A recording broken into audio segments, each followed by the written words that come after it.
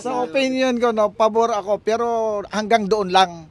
Kasi alam nyo, sa totoo lang, once na nabuksan yung chatsa na yan, mayroong mga malilikot dyan na talagang pakikialaman nila pati yung terms of kuha ng mga politician na yan. Narinig ko na yan eh sa mga kababayan natin, no.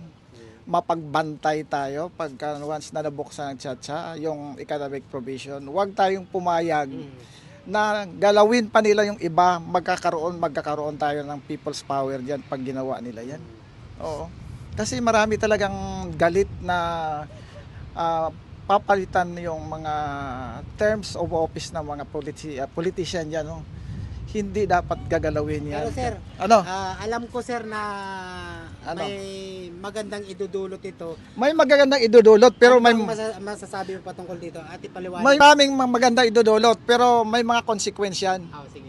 May kumbaga sa economic provision na yan, dapat yun lang ang palitan. Pero may isang constitutionalist na nagsalita dyan, diyon sa economic provision must be, sabi niya, dapat control pa rin ng Pilipino yung business, hindi control ng dayuhan. Kasi mahirap pag-control ng dayuhan na yung ating economy. Pero dapat, doon sa economic provision, mayroong mga tinatawag silang safety nets doon na kung sakasakaling pumayag yung taong bayan, no, na kasi hindi naman basta-basta natin mabubuksan yung kwan kasi nandiyan sa provision ng People's Initiative, no, dapat ang taong bayan dapat ang magdedesisyon yan, hindi po yung mga politician na nakaupo sa Kongreso at saka sa Senado. Maliwanag yan. Pati kung gusto mo nga, pati yung pinakamataas na posisyon yan, pag may People's Initiative yan, remove siya. Oo. Kasi pag gumalaw na yung kuha ng People's Initiative na yan, yan ang power ng taong bayan eh, na nagluklok do sa ating presidente. Bilang graduate ako ng political science. Kaya yung mga economic provisions natin, hindi dapat gagalawin ng isang malikot sa isipan ng tao ng mga makapangyarihan dyan.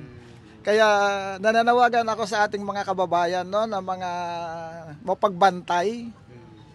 Kung economic provision lang ang dapat papalitan, yan lang dapat gagalawin nila. Hindi na nila gagalawin yung mga ibang provisions doon.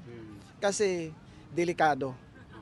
Tamang mayroon silang sumusulong na nga dito yung chat sa parliamentary. Kadibati ko dito. Isang sabi ko, pabor ako pero hindi pwedeng parliamentary.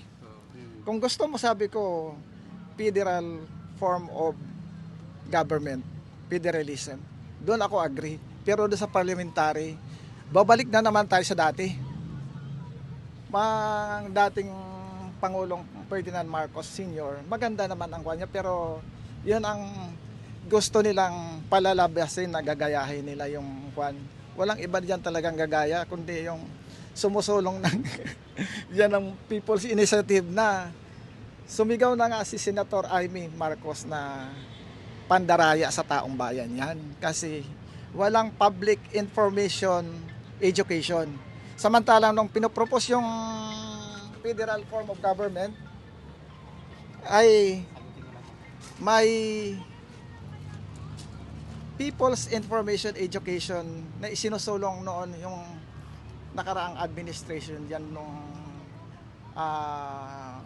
federal form of government na sinusulong. Pero ngayon, bubuksan mo yung constitution natin na walang People's Information Education. Ano yun? Saan tayo makakuha ng lohika na yan? Dapat talaga bubuksan yan ay una muna ibigay nila sa taong bayan kung anong rason para pumayag yung taong bayan, no? Mga kababayan natin diyan sa kung saan yung man gagamitin yung inyong interview na yan, ganun lang mangyayari diyan. Napakaliwanag sa ating constitution na bago magkaroon ng People's Initiative na yan, i-educate mo muna yung tao. Kahit paano, kahit ngayon nga nagkakandak ako ng survey na ganyan tungkol sa chatsa na hindi nila maintindihan. Talagang ano yun? Hindi kami nag-participate yan sa ganyan na kuhan. Sabi niya, ay, sorry ma'am. Eh, akala ko nasa kuha na ito, nasa media na araw-araw ito, eh, naintindihan nyo. Hindi daw nila naintindihan. Kailangan natin ang People's Information Education muna bago tayo mag sayaw ng tsa-tsa. Sir, ano masasabi mo kasi isasabay daw ito sa election ngayong 2025. Ito nga pong pagpapasa ng economic provision. Mukhang tao ata ang I-educate muna nila yung Oo. tao. Hindi pwedeng kuha naman na dadayain natin. Bakit ganon sila, no? Lahat ng paraan, isisingit nila itong people's, yung tsa-tsa sa kuhan. Eh, taong bayan ang maghatol dyan. Baka, So para sa iyo yung isisingit nila sa election, parang pandaraya na ba 'yun? Kasi taong bayan din yung maghuhusga eh. taong bayan din maghusga, pero ipaliwanag mo nila na sa taong bayan. Kung gusto nilang ganon.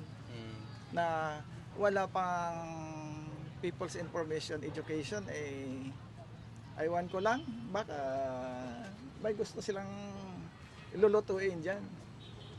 May rinuluto sila dyan na ganyan na kuhan. Kasi, total, gusto naman talaga nilang bubuksan yan, ay gusto sana nila ng tudo-tudo.